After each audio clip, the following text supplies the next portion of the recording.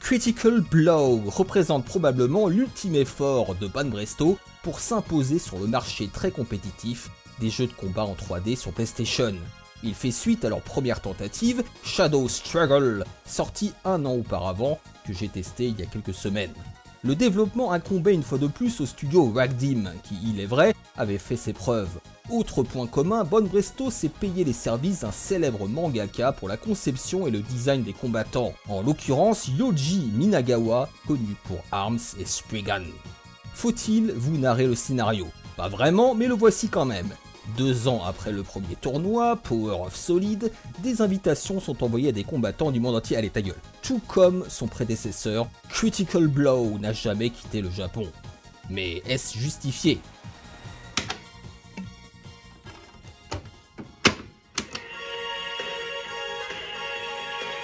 Le jeu commence plutôt fort avec une introduction façon animée dans la plus pure tradition des jeux PS1. Job. Pourtant, in-game, Critical Blow n'est pas vraiment plus beau que son prédécesseur, malgré le retour d'un framerate à 60 images secondes. La représentation des personnages semble plus cubique qu'auparavant, ce qui résulte moins d'un nombre de polygones inférieur que d'une modélisation plus grossière, dans un style rappelant un peu les Bloody Roar de Hudson Soft. Les décors m'ont également semblé un poil plus dépouillés que dans Shadow Struggle, bien qu'ils soient constitués de quelques éléments en 3D par moment. Changement notable, le jeu ne se déroule plus dans des arènes, mais sur une ligne à la manière d'un jeu de baston 2D.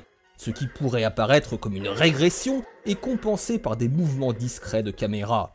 Banpresto semble avoir pris acte du manque d'exploitation de la 3D dans le premier opus et s'est orienté vers un gameplay plus classique et disons-le, plus convaincant. Cette suite apparaît rapidement plus fluide et vive dans ses enchaînements, avec des mécaniques inspirées à la fois de Street Fighter pour les coups spéciaux et de Tekken pour les combos et les combinaisons comme avant plus coup de poing ou arrière plus coup de pied, etc.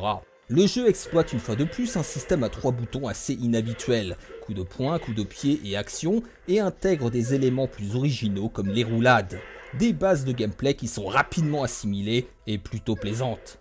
Les Shadow Moves du premier opus ont été remplacés par un nouveau système nommé Critical Blow, qui comme son nom le suggère, permet de déclencher des sortes de furies qui tuent l'adversaire en un seul coup, mais uniquement sous certaines conditions, vous vous en doutez. Sur le plan du contenu, un effort a été fait puisque ce sont désormais 10 combattants, sans compter les 2 personnages à débloquer qui apparaissent à l'écran de sélection. Malgré leur look générique, ils ont le mérite d'être plutôt variés en termes de style, avec un beau panel de coups de base et entre 5 et 6 coups spéciaux par personnage. On apprécie la présence d'un mode théâtre, qui est en fait l'autre nom d'un mode solo scénarisé, bourré de textes et de cinématiques de style animé. Mais ce n'est pas tout, car les plus acharnés d'entre vous pourront s'atteler au mode trading, qui offre la possibilité de personnaliser et de booster les combattants en utilisant des cartes Pokémon, non, des cartes gagnées après chaque combat. Pour faire simple, Critical Blow est une suite plutôt convaincante, qui remet en question les aspects les moins intéressants de son prédécesseur. En faisant le deuil d'une pseudo 3D mal exploitée, il revient à des mécaniques 2D qui ont fait leurs preuves et incorpore des éléments de gameplay plus solides ainsi qu'un contenu plutôt riche. En premier lieu, l'excellent mode solo. Son seul véritable point faible est sa bande-son d'une affligeante banalité.